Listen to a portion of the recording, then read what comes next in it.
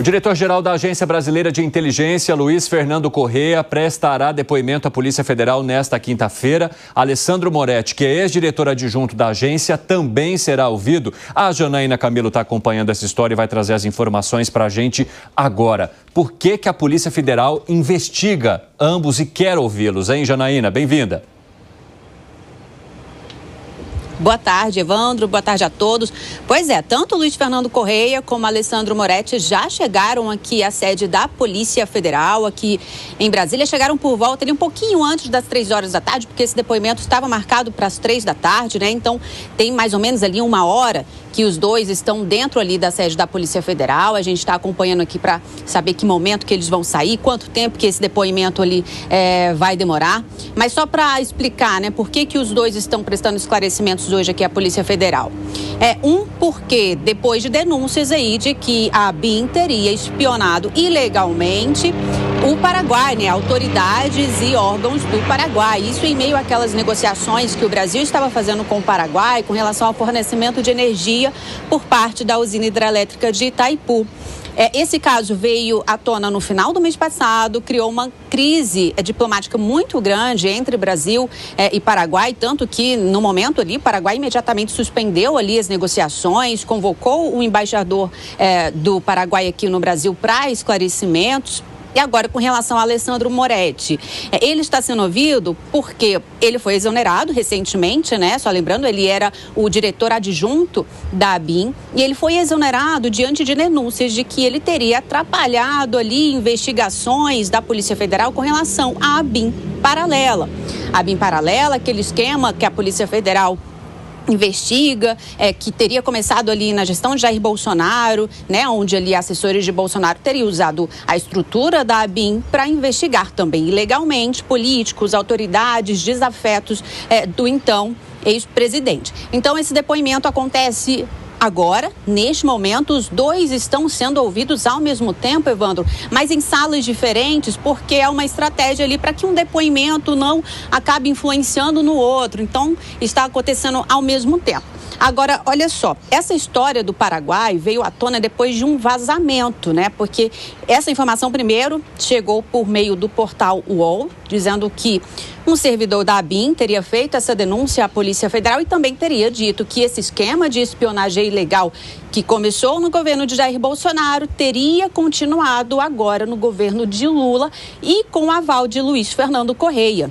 E aí, Evandro, servidores da ABIN acabaram se manifestando. Ontem eles publicaram uma nota de repúdio dizendo o seguinte, dizendo que repudiando os vazamentos de informações sigilosas oriundas de inquéritos da Polícia Federal. Uma nota que foi publicada pela União dos Profissionais de Inteligência de Estado da ABIN. E a nota diz o seguinte, que os vazamentos, além de afrontarem a legislação sobre o tratamento de dados sensíveis, têm causado prejuízos concretos à relação internacional do Brasil, comprometendo também questões de Estado e diz que vai acionar o Ministério Público. Então é isso, Evandro, a gente está aqui, inclusive acabou de começar a chover, porque a imprensa costuma ficar ali na frente da garagem, né? Onde os carros ali entram, costumam passar os carros daqueles que estão prestando depoimento, mas começou a chover, a gente precisou correr e se abrigar aqui um pouquinho, mas a gente está aqui a postos. Qualquer novidade a gente volta aqui com mais informação. Muito obrigado, viu, Janaína Camilo? Brasília, né, que tem recebido uma chuvarada aí nos últimos dias e é claro que a nossa equipe precisa se proteger, mas se tiver novidade, estão preparadas lá. Obrigado, Janaína, bom trabalho para você. Nós temos 2 questões interessantes para falar aí. Primeiro, esses depoimentos que são prestados, né, por pessoas que são ou eram importantes na ABIN durante a gestão de Jair Bolsonaro e agora também na gestão de Luiz Inácio Lula da Silva e os chamados vazamentos de informações da Polícia Federal que acabam trazendo à tona muitas vezes antes do momento que era previsto por essas autoridades, informações que são delicadas e referentes a pessoas que ainda estão sendo investigadas. Alangani, como é que você avalia a maneira como a ABIN estaria funcionando e o quanto ela teria sido usada, segundo as investigações da Polícia Federal, como uma ferramenta para investigações que ultrapassam as fronteiras, muitas vezes, da moralidade e até mesmo da legalidade? Exatamente, Evandro. Se comprovado os crimes aí, os supostos crimes, é algo muito grave, porque você está utilizando de um aparato estatal né, para vigiar ali cidadãos, jornalistas, políticos, o que quer que seja. E agora até a ABIN também poderia estar utilizando todo esse aparato estatal para ter vantagens em negociações com outro país, o que poderia abrir até, inclusive, uma crise diplomática. Então, é necessário que se investigue tudo isso, que venha à tona exatamente tudo o que aconteceu para a sociedade brasileira. Agora, em relação às críticas à Polícia Federal, a ABIN também tem a sua razão. A gente observa desde os tempos da Lava Jato, depois ali no julgamento não, melhor dizendo, na investigação de Bolsonaro e seu entorno também, vazamentos para a imprensa, inclusive reclamações aí por parte de Jair Bolsonaro e seu entorno, né, que foram vazamentos seletivos, e agora em relação à ABIN. Então também mostra uma certa crise institucional e eu acredito que também a Polícia Federal deve repensar nessa política aí de vazamentos para a imprensa. Ô Zé Maria Trindade, como é que esses vazamentos eles repercutem aí em Brasília e como eles influenciam também muitas das decisões ou a maneira como inquéritos seriam conduzidos? Pois é, assustam, viu? Os políticos morrem de medo desse tipo de investigação paralela. Tanto é assim que o Constituinte deu ao Congresso Nacional uma comissão mista formada de deputados e senadores para acompanhar, controlar os institutos de inteligência. Não é só a ABIN, o Exército tem o seu, a Aeronáutica tem a dela e a Marinha também tem, Polícia Federal e Ministério da Justiça. Veja bem, e por que a gente não vê nunca escândalo ou vazamento de informações na Agência de Inteligência de Informações das Forças Armadas? Porque funciona muito bem, é azeitada e a tal cobra não come cobra, ou seja, ninguém vaza nada. Já esta ABIN, que é centralizada no Palácio do Planalto, chefiada pelo Gabinete de Segurança Institucional, que é o ministro, né? Ela é um vazamento de informações constantes e colocando em risco o próprio governo. Deveria funcionar normal, se estivesse funcionando normalmente, dentro da lei, nós não estaríamos aqui fazendo esses comentários e acompanhando na Polícia Federal, veja bem, depoimento de diretor da ABIN na Polícia Federal. Quer dizer, e só esse depoimento já é um escândalo. A montagem do grupo de inteligência ele é muito delicado.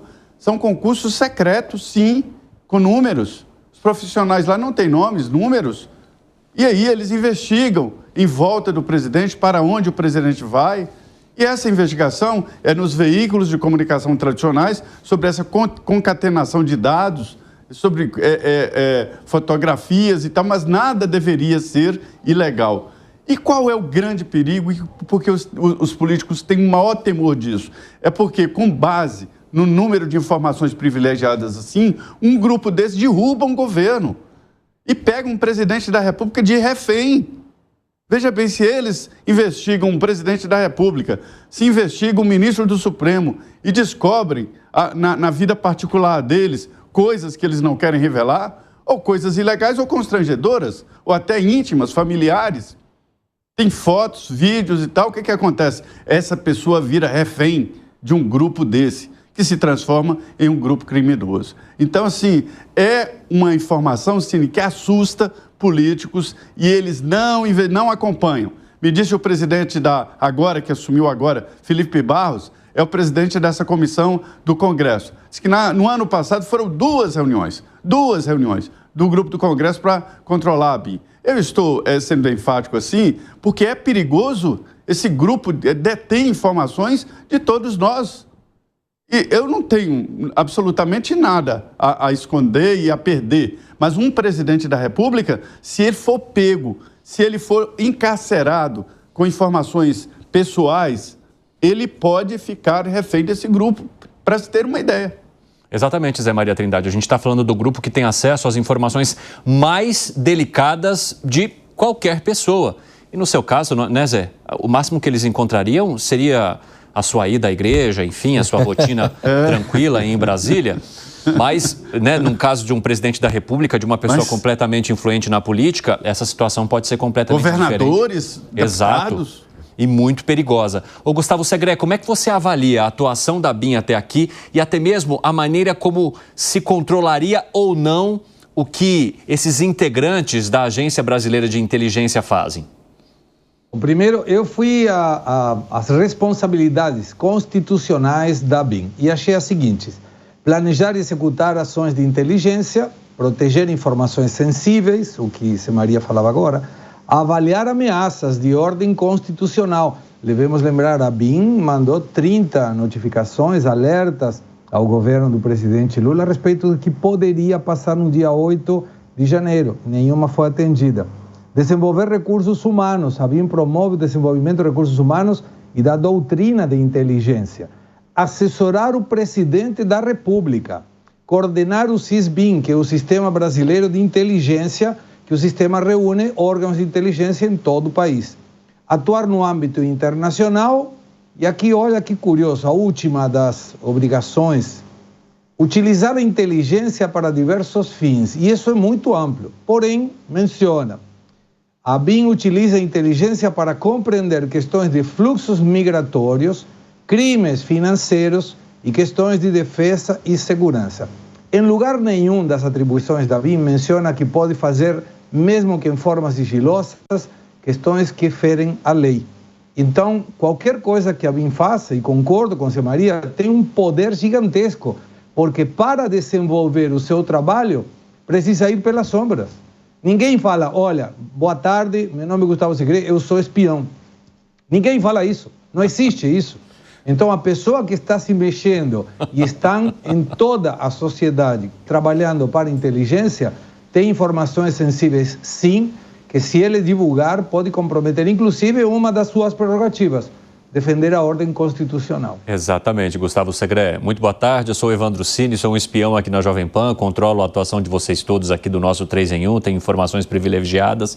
Não é assim que aconteceria, né, seu Felipe Monteiro? Como é que você avalia? Mas sabe um ponto engraçado? Tá ouvindo o Segre falando aqui agora sobre a questão dos espiões, né? Acredite se quiser, se você der uma gulgada, você encontra todo mundo que trabalha na ABIN, né? Ou seja, é fácil identificar quem são os espiões brasileiros, sim, não é? Você pega os concursos da ABIN, você consegue ver a lista dos aprovados.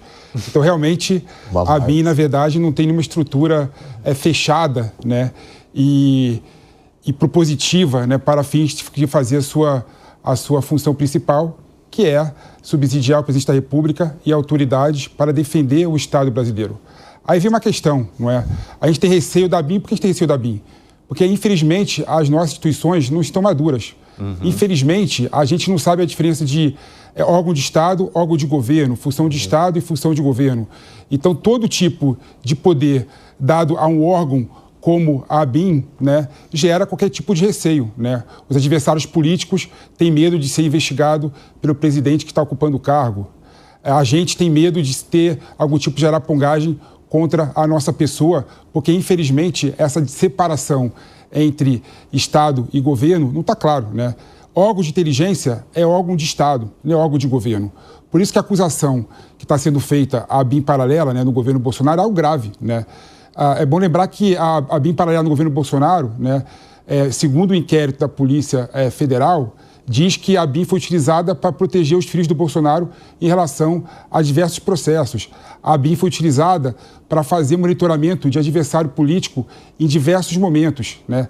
A ABIN foi utilizada, a paralela, não é, para perseguir jornalista, né, e saber o que o jornalista está fazendo, o que ele está falando, com o que ele está falando, não é? Então, essas acusações são muito graves. E a gente tem receio desse fato, né? Porque a gente sabe que se mistura a questão de Estado e a questão de governo. A gente sabe que, infelizmente, o Brasil ainda é um país patrimonialista.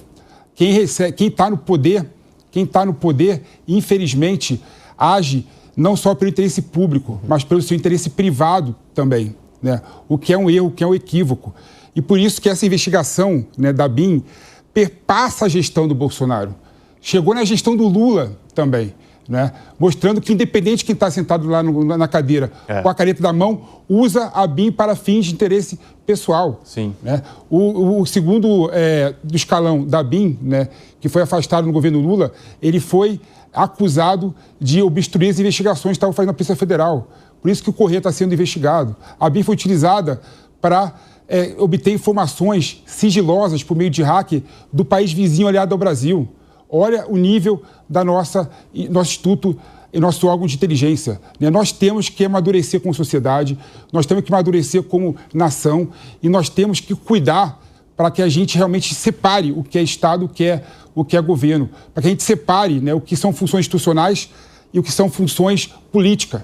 Não dá para a gente aceitar a ABIN nesse vácuo institucional e nesse vácuo sem estar clara a sua função e as suas prerrogativas. Muito interessante, Pepe, você fazer essa diferenciação, né? Porque muitas vezes, ou na maioria das vezes, como você mesmo colocou, os órgãos de Estado, as políticas de Estado são utilizadas e transformadas em órgãos de governo e políticas de governo. E aí o resultado é esse que a gente está acompanhando agora em mais essa investigação da Polícia Federal.